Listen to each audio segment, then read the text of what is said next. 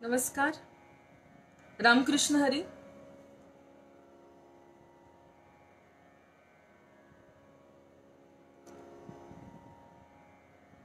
मी doctor Neelam पासुपते आज पुन्हा एकदा तुमच्या समोर आली आहे आणि औचित्य आणि विषय साधला आहे.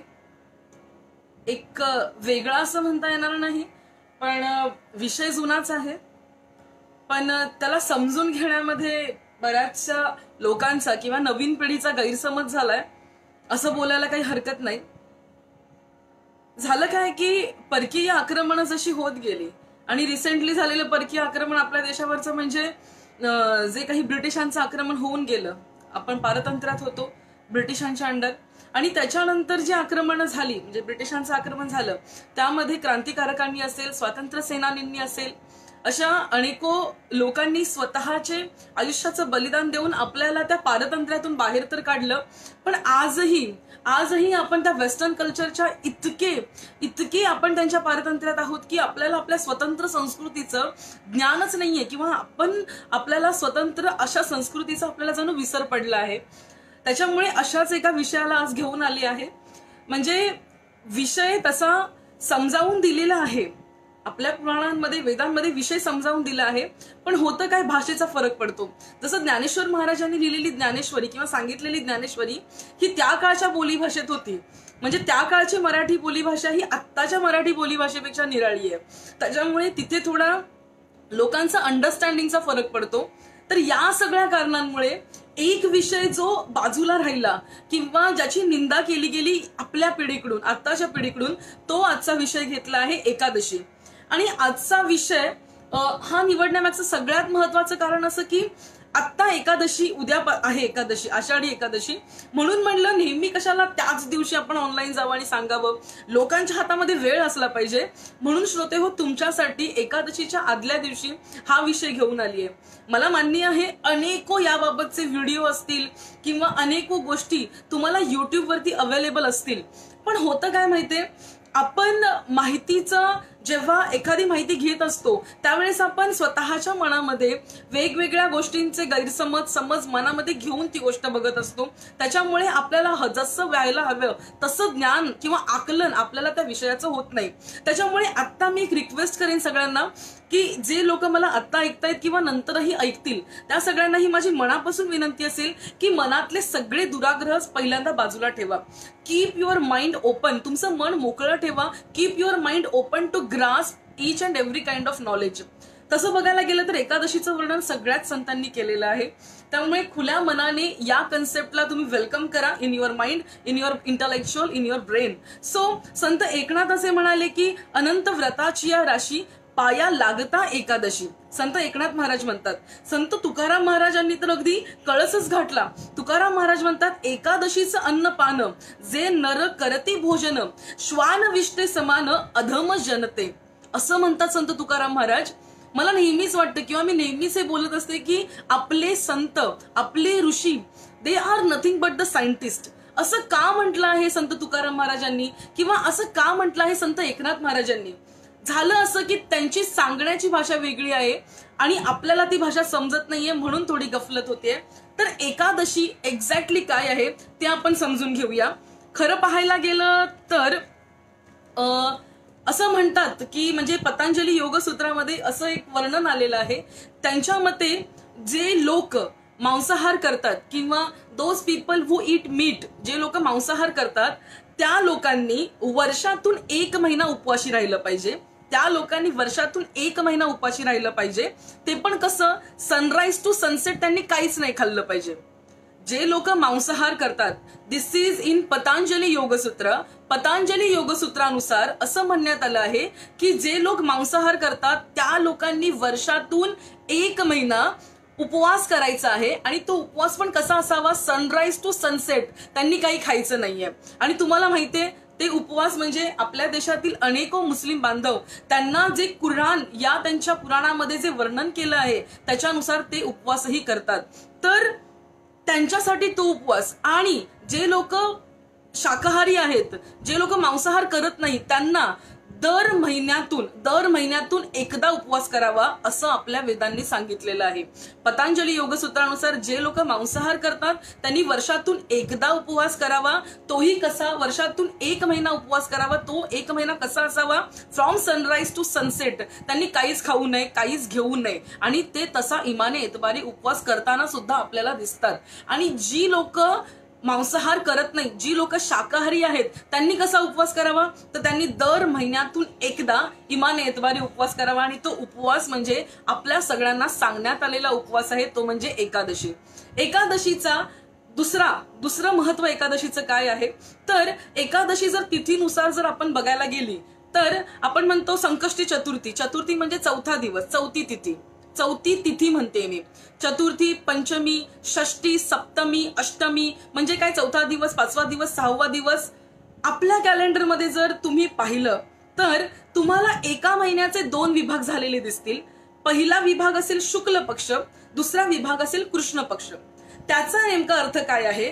तर कृष्ण पक्ष म्हणजे चंद्र कमी कमी कमी कमी होतो आणि कृष्ण पक्षाच्या शेवटी येतो तो दिवस म्हणजे अमावस्या असतो.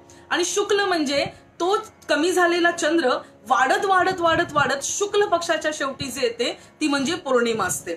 ज्यावेळेस चंद्र अमावस्येपासून पौर्णिमेकडे येत असतो किंवा पौर्णिमेपासून पुन्हा अमावस्येकडे जात असतो, त्यावेळेस 11व्या दिवशी म्हणजे एकादश, 1 आणि 10 म्हणजे 11व्या दिवशी दोन्ही बाजूंना जी तिथी येते म्हणजे मध्ये चंद्र कमीपासून होत होत होत पूर्ण होतो आणि पूर्णापासून पुन्हा कमी कमी होत जातो. पण त्या दोन्ही बाजूला, चंद्राच्या दोन्ही बाजूला सायकलमध्ये 11वा जो दिवस येतो त्याला एकादशी असं म्हणतात.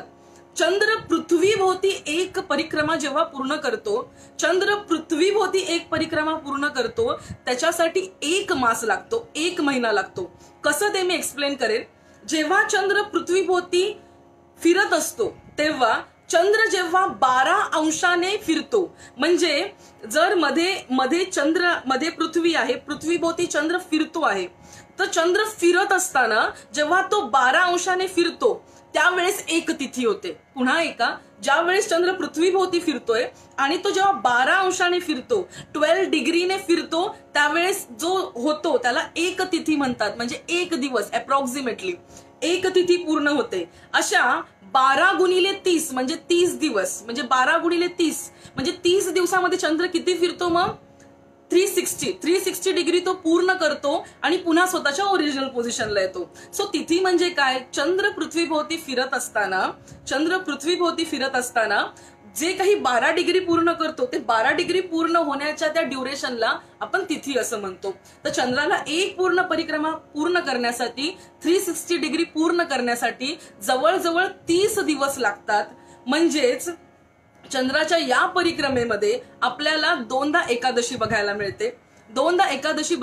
ही एकादशी करताना आपण कशी करायची असते बघा बरं का. आज दशमी आहे, उद्या एकादशी, ठीक आहे, आणि परवा द्वादशी. म्हणजे आजचा उपवास सुरू होतो. एकादशीचा उपवास आदल्या दिवसापासून सुरू होतो.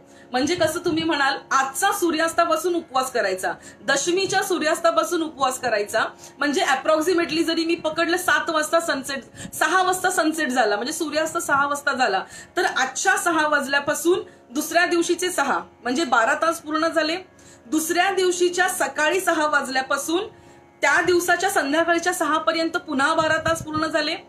त्या संध्याकाळच्या म्हणजे एकादशीच्या दिवसाच्या संध्याकाळच्या 6 पासून द्वादशीच्या सकाळच्या 6 पर्यंत म्हणजे सूर्योदयापर्यंत पुन्हा 6 तास पूर्ण झाले. म्हणजे एकूण किती तास पूर्ण झाले? 6 म्हणजे 36 तासाचा हा उपवास असतो. तो सुरुवात होतो आत्ता, म्हणजे या दिवसाच्या दशमीच्या सूर्यास्तापासून सुरू होतो. तो कुठपर्यंत करायचा असतो? द्वादशीच्या सूर्योदयापर्यंत करायचा असतो. आणि या सूर्योदयाचं टायमिंग, वेळ आपल्या कॅलेंडरवर लिहिलेली असते, त्याला पारणं असं म्हणतात. अनेको ग्रंथांमध्ये तुम्ही हा शब्द ऐकला असेल, पारणं फेडणं. पारणं फेडणं म्हणजे काय? उपवास सोडणं. तर हे उपवास सोडणं म्हणजे पंढरपुरात तर पारणं फेडायची वेळ सगळ्यांनाच माहिती असते, ते एकत्र बसून आम्ही छानपैकी पंगत बसते तेव्हा सोडतात, पण पारणं फेडण्याच्या वेळेतच उपवास सोडला गेला पाहिजे असं आपलं शास्त्र सांगतं. त्याच्याही पुढे जाऊन तुमच्या मनात हा नेहमी प्रश्न असेल की ठीक आहे, आम्ही नेहमी ऐकलंय आणि लमसम आपल्याला माहिती असतं की हा चंद्रामुळे एकादशी आहे आणि त्या चंद्राच्या इफेक्टला कुठेतरी साजेसं करण्यासाठी आम्ही एकादशी करतो. त्याचा पूर्ण मिनिंग नीट ऐकून घ्या बरं का. काय एक्झॅक्टली संबंध आहे या चंद्राचा आणि आपल्या मनाचा.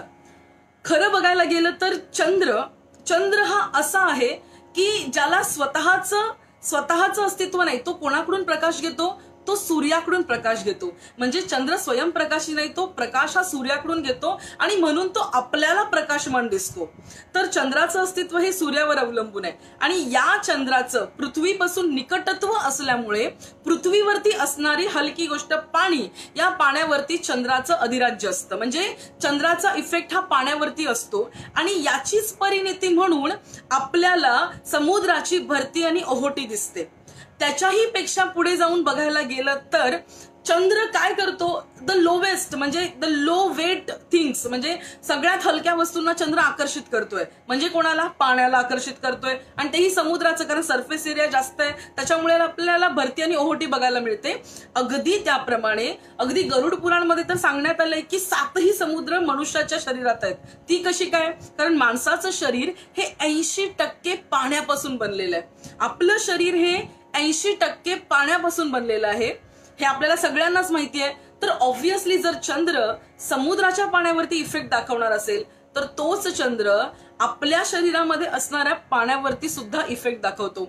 मला सगळ्यांना हे सुरुवातीला सांगू द्या की आपलं शरीर हे पंचमहाभूतांचं बनलेलं आहे. त्याच्यामध्ये पृथ्वी, आप, तेज, वायू, आकाश या सगळ्या तत्वांपासून शरीर बनलंय. तर एक कॉमन सेन्स आहे, या सगळ्या तत्वांचा आपल्या शरीरावरती फरक पडणारच ना, काही ना काहीतरी इफेक्ट पडणारच ना. तर त्या चंद्राचा इफेक्ट पाण्यावरती असतो आणि जेणेकरून तेच पाणी आपल्या शरीरामध्ये आहे 80%, म्हणून चंद्राचा आपल्या शरीरातल्या पाण्यावरती इफेक्ट असतो. तुम्ही म्हणाल मग त्याचा आमच्याशी काय संबंध? त्याचा निकटचा पुढचा संबंध असा आहे की या शरीरामध्ये एक असं इंद्रिय आहे ज्याचं नाव मन आहे. मनाचं अस्तित्व आपल्याला शोधता येत नाही, पण वेदांमध्ये वर्णन आहे की मन कशापासून बनलेलं आहे. जसं म्हणतात ना, जैसे खाओगे अन्न वैसा बनेगा मन, जैसा अन्न हम खाएंगे वैसा मन बनेगा. मन काय आहे? जे आपण ग्रहण करतोय, मग ते मुखाद्वारे असेल, म्हणजे डोळ्यांद्वारे असेल, नेत्रांद्वारे असेल किंवा कानाद्वारे असेल, आपण जे काही ग्रहण करतोय ना, त्या ग्रहण करणाऱ्या वस्तूंच्या एक्स्ट्रॅक्ट पासून मन बनलेलं आहे. ठीक आहे. तर आता ऐका, आपल्या शरीरामध्ये असणारी लो थिंग म्हणजे काय? सगळ्यात जास्त अवेलेबल गोष्ट आहे पाणी आणि पाण्यानंतर आहे मन. कारण मनाने सगळ्या बॉडीचा गव्हर्नन्स केलेला आहे. मनामुळे शरीराच्या सगळ्या क्रिया होत असतात. याचं सगळ्यात उत्तम उदाहरण म्हणजे आता तुम्ही मला पाहताय, आता तुम्ही मला मोबाईलवरती मला पाहताय, पण तुम्हाला वाटत असेल तुम्ही डोळ्यांनी मला पाहताय. 2 मिनिटं डोळे बंद करा, 2 मिनिटं पण नाही, थोडा वेळ निमिषभर डोळे जरी बंद केले तर तुम्हाला जाणवेल तरी पण तुम्ही मला पाहताय. कारण पाहण्याची प्रक्रिया ही डोळ्यांनी, या डोळ्याच्या यंत्रामार्फत होतीये, पण पाहण्याची प्रक्रिया ही खरं पाहता आतल्या मनापासून होते आहे, मनाद्वारे होते आहे. त्याच्यामुळे हा चंद्र जो आहे, आपल्या शरीरातलं सगळ्यात जास्त असणारं तत्व म्हणजे पाणी आणि अंतःकरण मन, या 2 गोष्टींवरती इफेक्ट करतं. आणि म्हणूनच आपल्या वेदांमध्ये, आपल्या शास्त्रांमध्ये चंद्राला मनाची देवता म्हटलं आहे. मनाची देवता म्हणजे चंद्र आहे. आता याचा आणि एकादशी करण्याचा काय संबंध? जर आपण म्हणत असू की चंद्राच्या प्रेझेन्सचा आणि चंद्राच्या ऍब्सेन्सचा, म्हणजे चंद्राच्या असण्याचा आणि नसण्याचा जर मनावरती परिणाम होतो, तर महिन्यातून येणारी अमावस्या आणि महिन्यातून येणारी पौर्णिमा म्हणजे फुल नाईट डे आणि no moon day, full moon day आणि नो मून डे, या 2 दिवशी नेमका त्याचा परिणाम आपल्या मनावरती होत असतो. आता होतं काय?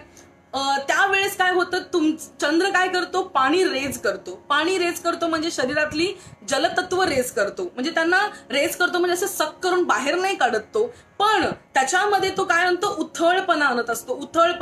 त्याच्यामध्ये तो उथळपणा आणत असतो आणि त्याची पातळी असं म्हणता नाही येणार, पण त्यातली एनर्जी, ऊर्जा वाढत असते. त्याच्यातली ऊर्जा वाढत असते आणि जेणेकरून पाण्यातली ऊर्जा वाढते तर त्याच अर्थाने मनाची सुद्धा ऊर्जा वाढते. मग आपल्या मनामध्ये त्यावेळेस जे विचार असतील तेच विचार प्रोग्रेस व्हायला लागतात. इथे खरी मेख आहे. मला असं वाटतं तुम्ही जर पेन आणि डायरी घेऊन बसलात तर बरं होईल, कारण तुम्ही हे जाणू शकता की चंद्राचं आपल्या मनावरती इफेक्ट आहे. पण तो कसा इफेक्ट आहे, तो इफेक्ट सगळ्यात जास्त कुठे जाणवतो? अमावस्या आणि पौर्णिमा या 2 दिवसाला जाणवतो. कारण पौर्णिमेच्या दिवशी त्याचं रूप पूर्ण असतं आणि अमावस्येच्या दिवशी तो ऍबसेंट असतो, म्हणजे तो आपल्याला दिसत नाहीच. त्याच्यामुळे काय होतं, त्या 2 दिवसाला मॅक्झिमम इफेक्ट आपल्या मनावरती चंद्राचा असतो. आपल्या मनामध्ये त्या दिवशी जे विचार असतात तेच विचार रेज होतात. जर आज मला उदास वाटतं आहे, आज अमावस्या आहे, जर मला उदास वाटतं आहे तर माझी उदास होण्याची प्रक्रिया आणखी द्विगुणित होते, वाढते. जर आज अमावस्या आहे आणि मला फ्रेश वाटतंय तर माझी फ्रेश होण्याची प्रक्रिया आणखी द्विगुणित होते. Are you understanding me? Exactly काय होतं, तुमच्या मनात जे फिलिंग असेल ना, चंद्र ते फिलिंग वाढवत असतो. मग एकादशीचा संबंध काय याच्याशी? 11वा दिवस, 11वा म्हणजे दशमीपासून सुरुवात करतो आपण उपवासाला. 11वा दिवस एकादशी म्हणजे दशमी, एकादशी आणि द्वादशी हे 3 दिवस जेव्हा आपण उपवास करतो त्या दिवशी आपण काय करतो? उपवास खऱ्या अर्थाने कसा करावा तर त्या दिवशी आपण काहीच खाऊ नये. म्हणजे आपण शरीराला काहीच प्रोग्रामिंग देत नाही डायजेशनसाठी. म्हणजे तुमच्या शरीराने काहीच डायजेस्ट करायचं नसतं. शांतपणे, फक्त शांतपणे तुमच्या शरीराने रिलॅक्स व्हायचं असतं. ठीक आहे, हा पहिला मुद्दा. तर त्या दिवशी तुम्ही शरीराला काहीच अन्न खायला देत नाही, त्याच्यामुळे डायजेशनची प्रक्रिया शून्यवरती असते. खऱ्या अर्थाने तेच असावं, ना की खिचडी, वरीचा भात आणि असं तसं काय आपण रेचत राहावं. तर त्या दिवशी काहीच न खाल्ल्याने आपल्या शरीराचं क्लिन्झिंग व्हायला सुरुवात होते. त्याच्यामुळे शरीरातल्या सगळ्या वाईट गोष्टी, पॉइझनस गोष्टी सगळ्या निघून जातात. 36 तासाचा अवकाश हा पुरेसा आहे तुमची बॉडी क्लीन करण्यासाठी. एकदा का बॉडी क्लीन झाली, जसं गीतेमध्ये म्हटलं आहे, युक्ताहार विहारस्य युक्त चेष्टस्य कर्मसु. म्हणजे जर तुमचा आहार आणि विहार योग्य असेल तर तुमच्या मनाची स्थिती योग्य राहू शकते.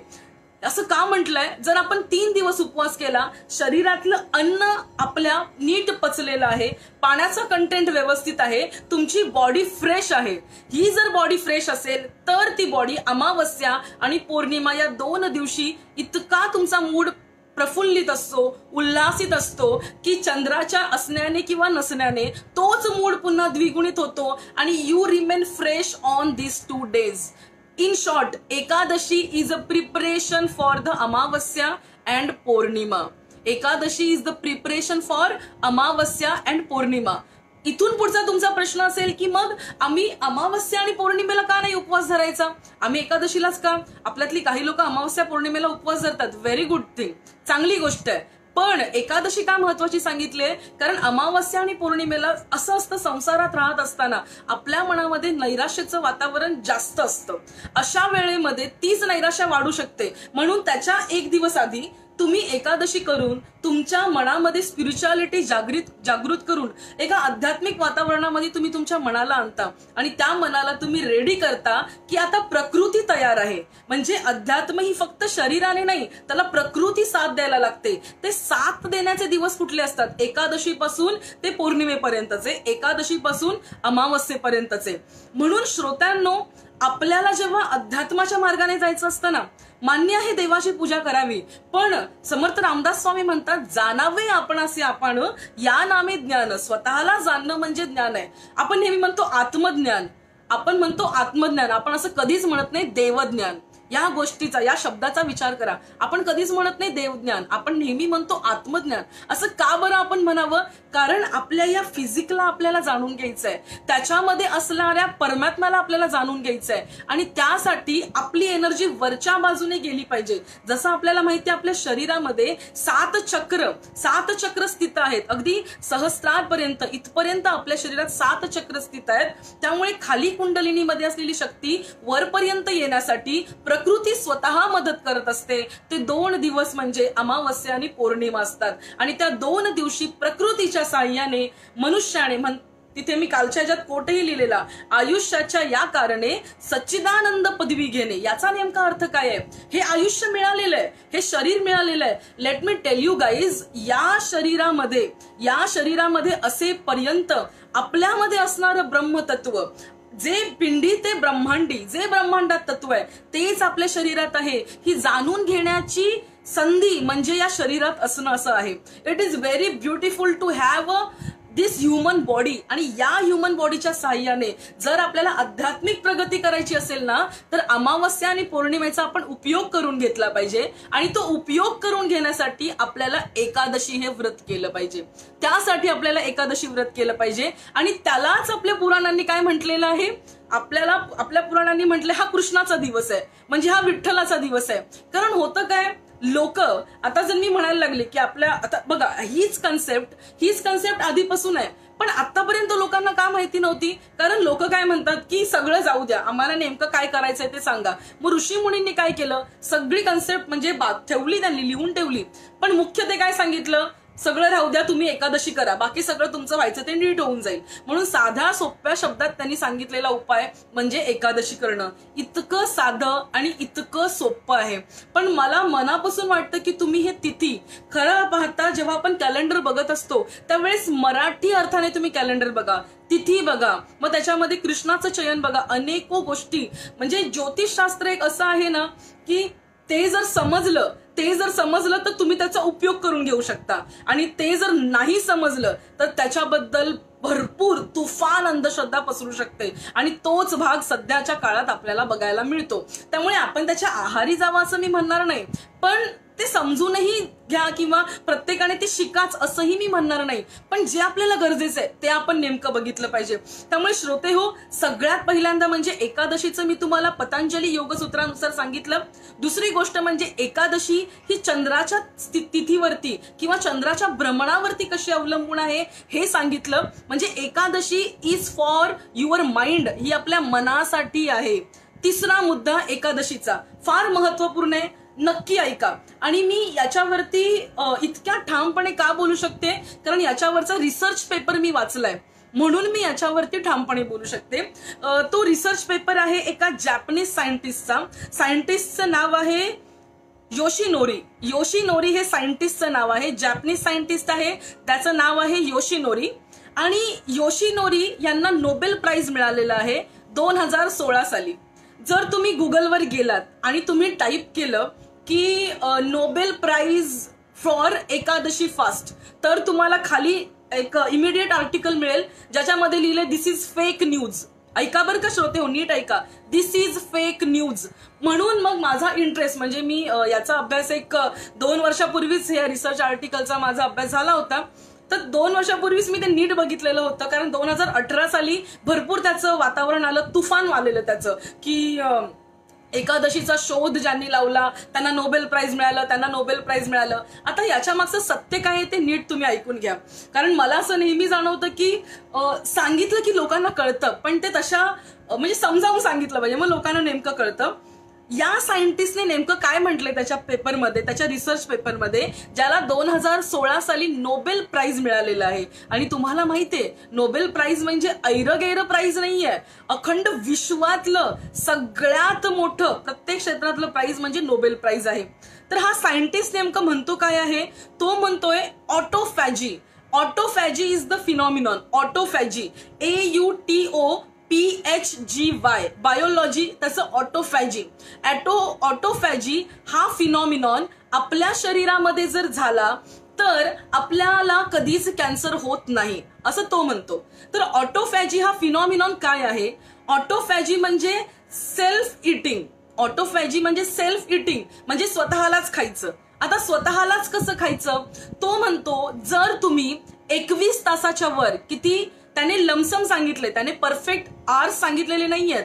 तो सायंटिस्ट काय म्हणतोय, जर तुम्ही 21 तासाच्या वर उपवाशी राहिला म्हणजे काहीच नाही खाल्लं तर काय होईल? तुमच्या शरीरामध्ये ज्या काही डेड सेल्स आहेत किंवा ज्या काही निकृष्ट सेल्स आहेत ना, त्या स्वतःच ब्रेकडाऊन होतील. कारण त्यांना अन्न पाणी मिळणार नाही, मग त्या स्वतःच ब्रेकडाऊन होतील. आणि त्या ब्रेकडाऊन होऊन इतर ज्या सेल आहेत ना त्या सेल्सचं त्या खाणं बनतील. म्हणजे ज्या कमकुवत आहेत, निकृष्ट सेल्स आहेत ना, त्या मरून जातील आणि ज्या बाकीच्या चांगल्या सेल्स आहेत त्या त्यांचं खाणं बनतील. याच्यामुळे काय होईल? What is the cancer? Cancer म्हणजे काय असतं? कॅन्सरचा अर्थ आहे आपल्या शरीरामध्ये काही अनावश्यक पेशी तयार होतात आणि या अनावश्यक पेशी सुरुवातीला आपल्याला काहीही हानी पोहोचवत नाहीत, पण काही दिवसांनी या पेशी एकत्र येतात आणि त्याची गाठ बनते. आणि ही गाठ जी सुरुवातीला काहीच आपली हानी करत नाही, नंतर ती गाठ आपल्याला हानी करायला लागते. आपल्या शरीरामध्ये जे फंक्शनिंग होत आहे, फॉर एक्झाम्पल ब्लड सर्क्युलेशन सारखं फंक्शनिंग आहे, तर त्या फंक्शनिंग मध्ये ही गाठ व्यत्यय निर्माण करायला लागते आणि त्यालाच आपण कॅन्सर असं म्हणतो. तर होतं काय? ऑटोफॅजीने काय होतं? हे अतिरिक्त सेल्स जे आहेत त्या बळी पडतात, त्यांना अन्न पाणी न मिळाल्याने त्या बळी पडतात आणि एवढंच नाही, आपल्या शरीरातल्या चांगल्या सेल्सचं त्या खाणं बनतात. त्याच्यामुळे तुम्हाला कॅन्सर होत नाही. आता तिथे सगळीकडे दिंडोरा पिटतायत लोक. अगदी लोकांनी आपल्या वैष्णवांना तर देवभोळं काढलंय, म्हणजे देवभोळ्यात काढलंय. ही लोक अंधश्रद्धाळू आहेत, काहीही बोलतात. कॉमन सेन्स आहे बाबा. तो म्हणतोय की ऑटोफॅजी हा फिनॉमिनॉन तुमच्या शरीरात झाला तर तुम्हाला कॅन्सर होऊ शकत नाही. What exactly autophagy? Having a fast more than 21 hour, 21 तासापेक्षा जास्त फास्टिंगला ऑटोफॅजी होते. तर आम्ही एकादशीमध्ये जर 36 तासाचा उपवास धरत असू तर ऑटोफॅजी हा फिनॉमिनॉन आमच्या शरीरात नाही का होणार? मग आम्ही असं नाही का म्हणणार की एकादशी हा उपवास जो आमच्या ऋषीमुनींनी सांगितला आहे, तो उपवास आत्ताच्या काळामध्ये सिद्ध करण्यासाठी त्या सायंटिस्टला नोबेल प्राइज मिळालं? हे तथ्य आहे की नाही याच्यामध्ये? बरं, त्या सायंटिस्टचा सुद्धा मुद्दा बाजूला ठेवा. आता आपण आपल्या फायद्याच्या मुद्द्यावरती येऊया. त्याला नोबेल प्राइज मिळालं, सगळं झालं, मान्य आहे, त्याला नोबेल प्राइज मिळालं. आपल्याला त्याचा उपयोग काय? जसं मी सांगितलं, आपल्या शरीरामध्ये ज्या काही निकृष्ट सेल्स बनलेल्या असतात त्या सेल्स मारल्या जातात ज्या वेळेस आपण उपवास धरतो. मला पुन्हा एकदा सांगू द्या श्रोत्यांनो तुम्हाला की माझ्या लाईफमध्ये मी या गोष्टी एक्सपिरियन्स केलेल्या आहेत. I tried it. म्हणजे आत्ताचा जो काही काळ आहे, ज्यावेळेस खूप हेक्टिक चाललंय, म्हणजे मी वर्किंग पण आहे, म्हणजे मला कॉलेजला पण जावं लागतं, प्लस मला हे कीर्तन पण बघावी लागतात, प्लस प्रोजेक्टचं पण काम असतं किंवा घर वगैरे सगळ्या जबाबदाऱ्यांमध्ये थोडं भूकवरती हे झालं माझं. पण गेल्या काही एकादशींपासून मी पुन्हा ट्रॅकवरती आलेले आहे. Literally I am telling you, this is my self experience. काहीही खाऊ नका, फक्त पाण्यावरती राहा, फक्त पाण्यावरती राहा. आणि मला हे सेशन 2 वर्षापासून करायचं होतं, पण यावेळेस तो योग जुळून आला. याचं कारण असं की सध्या लॉकडाऊन आहे, सध्या तुम्ही लोक घरी आहात किंवा जे काही बाहेर जात आहेत तेही थोड्या वेळासाठी बाहेर जात आहे. तर या वेळेचा फायदा उठवून घ्या. आणि मी सांगते म्हणून पहिले इस्तेमाल तो करो, पहिल्यांदा करून तरी बघा, एक्सपेरिमेंट तरी करून बघा. तुम्ही एक्सपेरिमेंट करून बघा अख्खा दिवस, म्हणजे आजपासून सुरू करा. आज दशमी आहे, आज रात्रीचं जेवलं नाही म्हणून काही होत नाही, जेवू नका, पाणी पीत राहा. आजचा दिवस, उद्याचा दिवस, परवा सकाळी सूर्योदय झाला ना की तुम्ही ब्रेकफास्ट करा. जस्ट ट्राय दिस. हे तुम्ही एकदा ट्राय करून बघा. म्हणून आजची म्हणजे 2020 ची Ekadashi is very important and learning process तुमच्यासाठी. आणि म्हणजे मी तर गेल्या काही एकादशींपासून सुरू केलेलं आहे पुन्हा एकदा की फक्त पाण्यावरती राहायचं. जर जास्तच तुम्हाला काही वाटलं की नाही खूप भूक लागली किंवा काय, एखादं भांडभर दूध घ्या तरी सुद्धा चालू शकतं. एकादशीमुळे काय होतं, आपली बॉडी सेल्फ क्लिन्झिंग मोड वरती जाते. ओके, लिहून घ्या हा शब्द. आपली बॉडी सेल्फ क्लिन्झिंग मोड वरती जाते.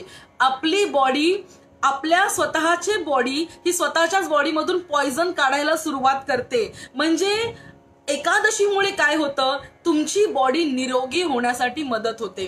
त्याच्याही पुढे जाऊन मी सांगेन, आपले ऋषीमुनी असतील, आपले संत असतील, यांना जेव्हा तुम्ही बघता ना ते फार सतेज दिसतात, एकदम तेजस्वी दिसतात. हे कशामुळे असेल? मी असं म्हणणार नाही की डायटिंग करा, कमॉन यार, मला तर डायटिंग करा असं म्हणण्याचा अधिकार पण नाहीये. पण मी असं म्हणेन की डायटिंग नाही केली तरी महिन्यातून येणाऱ्या एकादशी इमाने एतबारी करा. तुम्हाला चांगला पॉझिटिव्ह रिझल्ट याच्यामध्ये बघायला मिळेल. जास्तीत जास्त पाणी पीत राहा. हा झाला तिसरा मुद्दा. ठीक आहे, आता येऊया चौथ्या मुद्द्याकडे. एकादशीचं चौथं महत्व काय आहे? आपण देवाला, हे महत्व म्हणजे तुम्ही देवाबद्दलची असणारी भक्ती, हे भक्तीपूर्ण महत्व आहे. जे पहिलं मी महत्व सांगितलं जे सायंटिफिक असेल किंवा आरोग्याशी रिलेटेड असेल, आता मी चौथं महत्व सांगते ते भक्तीशी रिलेटेड आहे, तुमच्या श्रद्धेशी रिलेटेड आहे. आता मला देवाला काहीतरी वाहायचंय, देवाला काहीतरी अर्पण करायचंय, मग मी काय अर्पण करेन? मला एक सांगा, तुम्हाला सगळ्यात जास्त राग कधी येतो? ज्या वेळेस आपण बाहेरून थकून येतो, काहीच खाल्लेलं नसतं, पोटाला भूक लागलेली असते. एकदा ऑब्झर्व करा, एकदा पहावे आपणासी आपण या नामे ज्ञान. मी लिटरली हे वाक्य दिवसातून स्वतःला खूप वेळेस असं आठवण करून देत असते. बघा, ऑब्झर्व करा की आपल्याला सगळ्यात जास्त राग कधी येतो, म्हणजे रागाचं प्रमाण सगळ्यात जास्त कधी आहे? ज्या वेळेस आपल्याला भूक लागलेली असते ना, त्यावेळेस रागाचं प्रमाण हे जास्त असतं.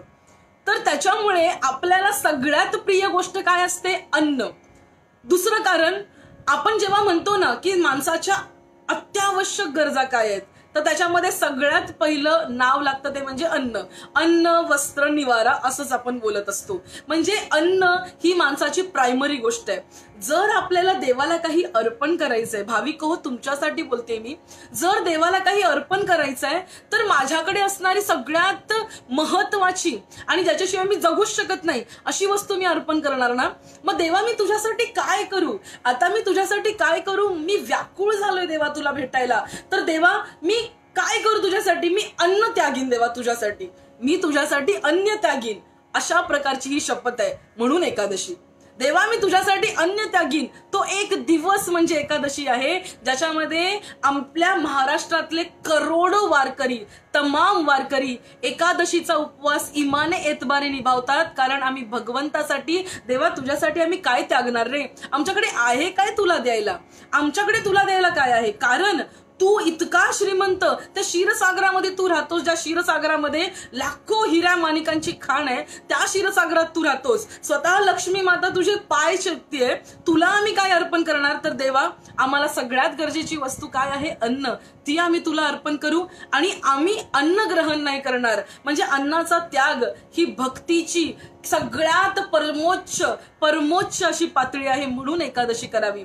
याच भक्तीमध्ये दुसरा मुद्दा असा येतो, ज्या वेळेस आपण समाधी अवस्थेत बसतो किंवा ज्या वेळेस आपण ध्यान लावतो. आता तुम्ही म्हणाल की ताई आपण तर वारकरी आहोत, मग तुम्ही ध्यानाचा मुद्दा मध्येच कुठून आणला? सगळ्या वारकऱ्यांना मला हे सांगू द्या, नामस्मरणाची पुढची पायरी म्हणजे नाम घेण्याची पुढची पायरी स्मरण असते आणि स्मरणानंतर हे ध्यान लागलंच पाहिजे.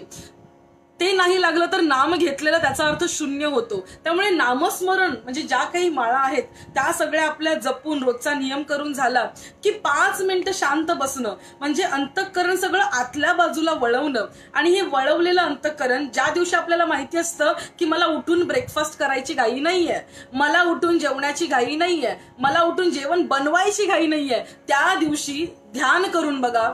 ध्यान इतना जबरदस्त लगता है, उस दिन ध्यान करके देखो. म्हणजे एकादशीचा उपवास हा तुमच्या वैयक्तिक साधनेसाठी फार महत्वाचा आहे. अत्यंत महत्वाचा उपवास म्हणजे तो एकादशी.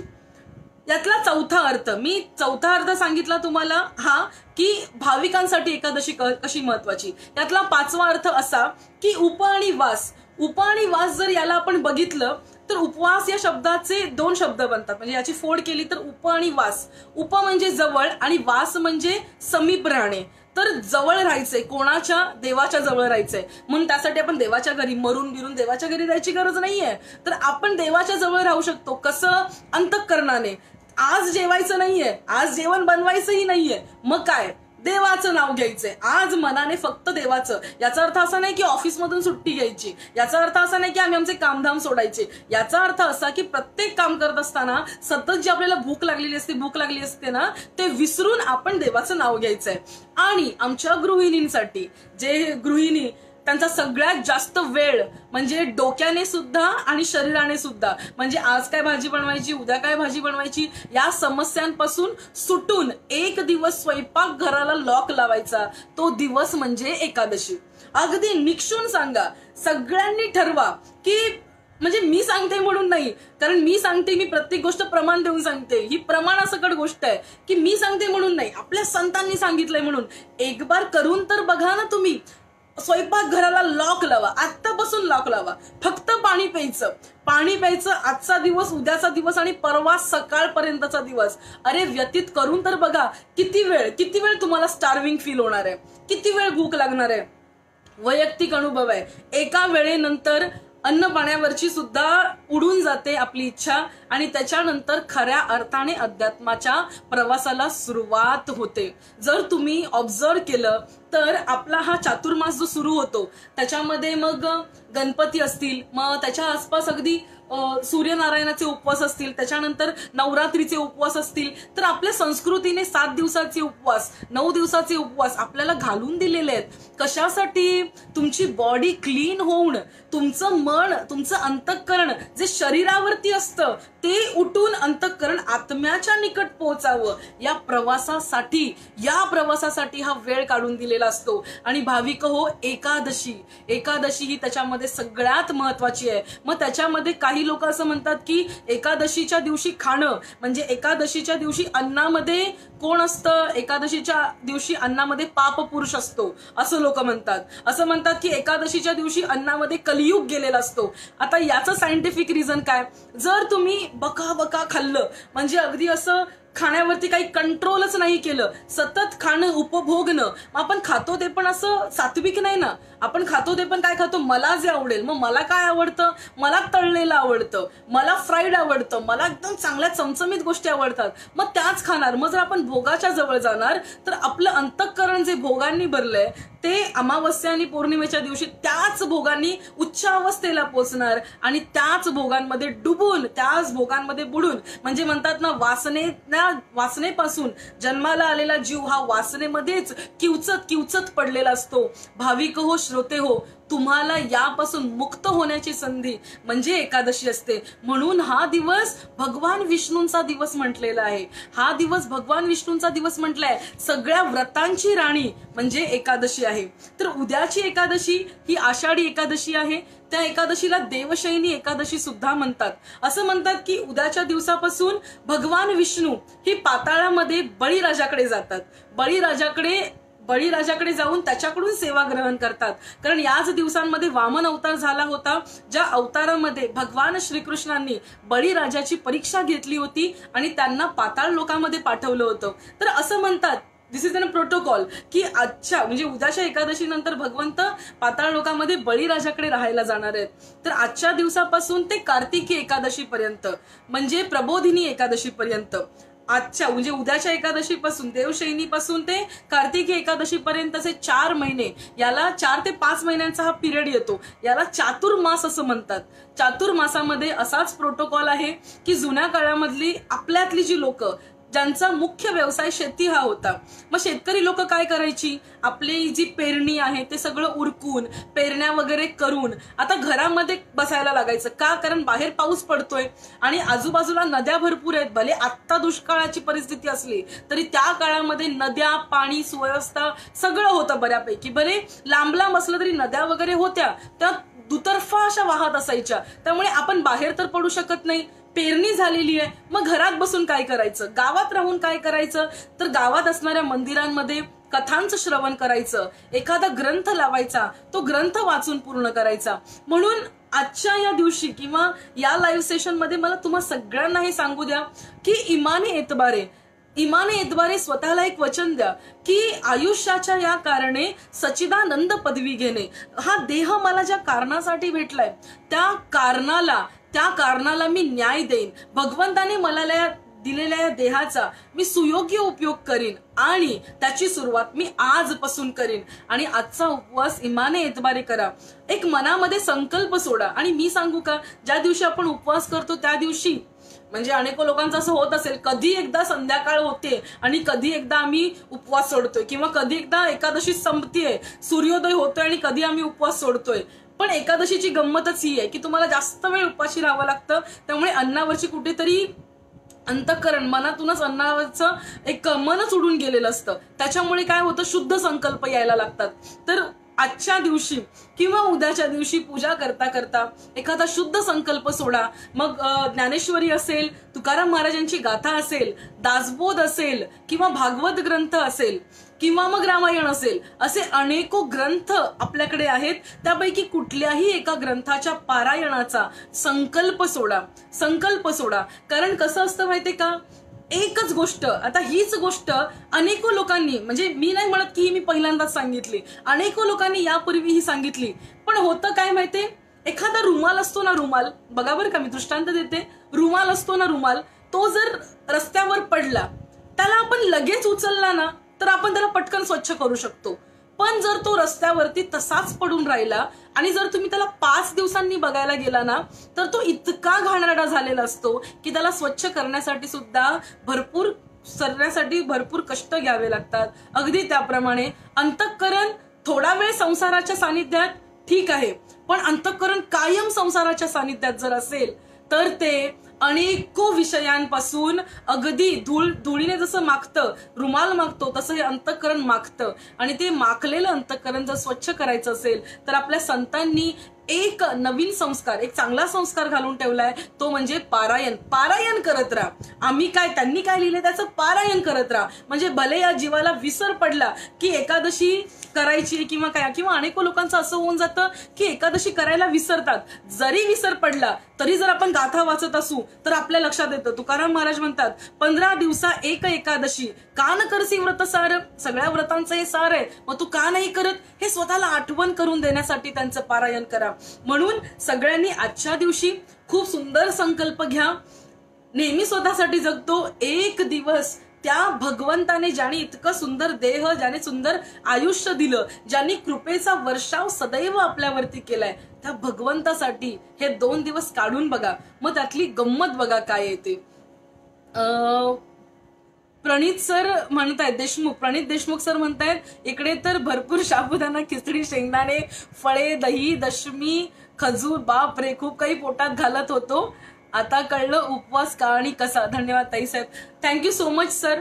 खरं पाहता तुझे आहे तुझं पाशी, परी तू जागा चुकलाशी. आपल्याकडे सगळं आहे, पण आपण आपलीच जागा चुकलेलो आहोत. आणि एकदा जागा चुकली ना की गोष्टी वेगळ्या दिसायला लागतात. कसं तो जो पिक्चरचा डिरेक्टर असतो ना, तो कशासाठी महत्वाचा, तो स्पॉट एक्झॅक्ट निवडतो. एक्झॅक्ट स्पॉटवरून शूटिंग झालं ना की तो सीन एक्झॅक्ट क्रिएट होतो. आणि त्याची जर जागा चुकली ना तर स्क्रीन मध्ये जे काही येणार त्याची सगळ्याची जागा चुकून जाते, सगळ्याचा बट्ट्याबोळ होतो. अगदी त्याप्रमाणे जीवनामध्ये आपली जागा जर चुकली तर आपल्याला जे चित्र दिसायचंय त्या सगळ्या चित्राचा बट्ट्याबोळ होऊन जातो. त्यामुळे श्रोते हो, भाविक हो, तुम्हाला मी पुन्हा एकदा विनंती करेन, म्हणजे लागून या पाया विनवितो तुम्हाला. तुकाराम महाराज जे बोलले होते ना, मला कधी कधी असं वाटतं की ती भावना किती सार्थ होती. तुकाराम महाराज म्हणतात, लागून या पाया विनवितो तुम्हाला, म्हणजे त्यांनी ते वाक्य दुसऱ्या अर्थाने वापरलं होतं. लागून या पाया विनवितो तुम्हाला, कर टाळी बोला मुखे नाम. पण मी ते तुम्हाला म्हणेन, लागून या पाया विनविते तुम्हाला. या आयुष्यामध्ये एकदा एकादशी इमाने एदबारे करून बघा, कारण आयुष्याच्या या कारणे सच्चिदानंद पदवी घेणे हे वचन तुकोबारा यांनी आपल्याला दिलेलं आहे. आणि त्या अर्थानुसार आपल्याला पुढे जायचंय. एकादशीचं पतंजली योगसूत्रानुसारचं महत्व, एकादशीचं सायंटिफिक महत्व, म्हणजे मून चंद्राच्या भ्रमणानुसारचं महत्व ते सांगितलं. त्याच्यानंतर एकादशीचं सायंटिफिक महत्व, आणि येस, त्या सायंटिस्टला नोबेल प्राइज मिळालं होतं आणि हे खरं आहे, त्याचं महत्व सांगितलं होतं. आणि चौथं म्हणजे एकादशीचं भावनिक दृष्ट्या, श्रद्धेच्या दृष्टीने काय महत्व आहे तेही सांगून झालं. आणि 5वं म्हणजे एकादशीचं लाईट हलकं फुलकं काय महत्व आहे तेही सांगून झालं. भाविक हो, एकादशी करा. जन्म हा पुन्हा नाही. पुन्हा फेऱ्यांमध्ये राहावं लागतं. पुन्हा कधी आपल्याला हा नरदेह प्राप्त होईल सांगता येत नाही. त्यामुळे कामाला लागा आणि एकादशी करा. भरपूर सगळ्या कमेंट्स आलेले आहेत. लक्ष्मण दादा म्हणतायत की जय जय रामकृष्ण हरी दादा. दीपक पाटील दादा, थँक्यू सो मच. राजेंद्र बेहरे दादा आहेत, रामकृष्ण हरी दादा. सागर जाधव दादा आहेत, रामकृष्ण हरी. त्याच्यानंतर विशाल शितोळे पाटील दादा आहेत, रामकृष्ण हरी दादा. सीमा पाटील कुराडे, रामकृष्ण हरी. जय हरी गुरुमाऊली, रामकृष्ण हरी. छगन महाराज आहेत आमचे. महाराज रामकृष्ण हरी, प्रणाम. आमचे ओंकार दादा आहेत भांडूपवरून, ओंकार कुलकर्णी दादा रामकृष्ण हरी. खूप छान फोटोग्राफर आहेत बरं का आमचे ओंकार दादा. शरद भसाले दादा आहेत, दादा रामकृष्ण हरी. अशोक वाघ दादा आहेत, रामकृष्ण हरी महाराज. देवी राधिका श्रीजी आहेत आपल्याशी जुडलेल्या, ताई रामकृष्ण हरी. पंडित प्रणित देशमुख रामकृष्ण हरी. सौ वैष्णवी ज्ञानेश्वर चोरगे पाटील, एकादशी पर्व सुंदरच, अगदी अगदी सुंदर, ग्रेट. केशव दादा म्हणतायत अतिशय सुंदर ताई एकादशी पर्व. हो ना, एकादशी पर्व सुंदरच आहे आणि सुंदर गोष्टी धारण केल्या की आपणही सुंदरच दिसतो. अगदी अगदी तेच तर महत्वाचं आहे. सुंदर गोष्टींना आपण धारण केलं तर आपणही सुंदरच दिसतो. तर भाविक हो, नक्की एकादशी व्रत करा. आणि मी सगळ्यांनाही रिक्वेस्ट करेन की हा जो व्हिडिओ आहे, असं सहसा आम्ही बोलणं ठीकही वाटत नाही किंवा इच्छाही होत नाही की लाईक करा, शेअर करा, पण ही मी मनापासून सांगेन की मला शेअर नका करू, पण हे जर नॉलेज जर तुम्हाला वाटत असेल तर तुमच्या आप्ते सोक्यांपर्यंत हे पोचवा. मी सगळ्यांचे मनापासून पुन्हा एकदा आभार मानेन. आणि ओके, सोनाली दिदी आहेत आपल्या बरोबर जुडलेल्या. सोनाली दिदी या ऑस्ट्रेलियाच्या आहेत. धन्यवाद सोनाली दिदी. कारण इथे भारतामध्ये राहून भारताच्या भूमीशी जुडले हुए राहण्यासाठी जास्त प्रयत्न नाही करावे लागत, पण तुम्ही बाहेरच्या देशात असून सुद्धा आपल्या मातीशी जुडलेले आहात, तर खूपच छान आहे. प्रतिभा लोणी, ओ रामकृष्ण हरी काकू, रामकृष्ण हरी. सोनाली ताई आहेत, येस, रामकृष्ण हरी. आपल्या मातीशी जुडे राहा. आणि मी एक गोष्ट नेहमी आवर्जून सांगत असते, कोणासाठी सांगत असते, आपल्यासारख्या संसारिकांना याच्यामधून भरपूर बळ मिळतं. याचा अर्थ असा नाही की दुसरे वेडे आहेत. म्हणजे अगदी पंढरपुरामध्ये, आळंदीमध्ये राहण्याचा सगळ्यांनाच योग मिळतो किंवा सगळ्यांच्याच आयुष्यात तो योग जुळून येतो असं नाहीये, किंवा सगळ्यांचंच तेवढं सद्भाग्य नसतं. पण जर आपल्याला इथे राहायला मिळतं आणि रोज जर आपण पांडुरंगाची आठवण काढत असू तर आपलं घरच जणू ते पंढरपूर झालंय असा त्याचा अर्थ होतो. आणि होतं काय माहितीये, तिकडे पंढरपुरात राहून, आळंदीत राहून पांडुरंगाची भक्ती करणं सोपं आहे, पण मुंबईत राहून किंवा पंढरपूर पासून एवढं दूर राहून पांडुरंगाची भक्ती करणं अवघड आहे. आणि अवघड असताना सुद्धा जो भक्त भक्ती करतो ना, भगवंत त्याला जास्त इम्प्रेस होतो. म्हणून असं समजा की भगवंताने आपल्याला आपण त्याला इम्प्रेस करावं अशी संधी दिलेली आहे. म्हणून ही एक संधी आहे, त्याचा आपण फायदा उचलला पाहिजे. अरुण दादा आहेत, येस, अरुण शेटे दादा पिंपरी पेंढारवरून. जय हरी दादा, जय हरी. तर मी सगळ्यांचीच या नोटवरती रजा घेईन. जे काही चांगले शब्द असतील ते आमच्या सद्गुरूंकडून आले आहेत, आणि जे काही वाईट असेल किंवा जे काही हीनकण असतील, कारण होतं असं, बोलता बोलता माणूस आहे, थोडंसं म्हणतात ना स्लिप ऑफ टंग, थोडंसं काही झालं असेल तर ते पदरात घालून घ्या. आणि तो माझ्या अभिमानाचा किंवा माझ्या स्वभावाचा दोष असेल. त्याच्यामुळे जे काही चांगलं आहे ते माझ्या सद्गुरू माऊलींचं आहे. पुन्हा एकदा मी सगळ्यांचे मनापासून आभार मानेन. एकादशी करा आणि तुमचा अनुभव नक्की माझ्यापर्यंत कळवा. मला तो ऐकायला आणि इतरांना त्या दृष्टीने इन्स्पायर करायला खूप आवडेल. सो पुंडलिक वरदा हरी विठ्ठल, श्री ज्ञानदेव तुकाराम, पंढरीनाथ भगवान की जय, माऊली ज्ञानेश्वर महाराज की जय, जगद्गुरु तुकाराम महाराज की जय, सब संतन की जय, गोपाल कृष्ण भगवान की जय. विठ्ठल विठ्ठल विठ्ठल विठ्ठल विठ्ठल विठ्ठल विठ्ठल विठ्ठल विठ्ठल.